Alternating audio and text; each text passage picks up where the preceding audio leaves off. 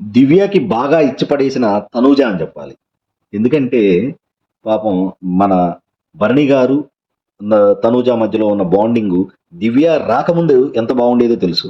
ఈ దివ్య బయట గేమ్‌ని అబ్జర్వ్ చేసి సో భరణి గారిని తన వైపుకి తిప్పుకొని సో వీళ్ళ ఇద్దరి మధ్యలో దూరం పెరిగేటట్లు చేసింది కాబట్టి సో ఆమె తర్వాత వచ్చి భరణి గారితో సపోర్టు భరణి గారి మాట వింటున్నట్టు నటించి సో నీకు సపోర్ట్ ఇస్తాను అని ఎంత చెప్పినా సరే ఇక్కడ ఈ లైట్ ఆఫ్ చేసే గేమ్‌లో మాత్రం కళ్యాణ్‌కే సపోర్ట్ ఇచ్చింది.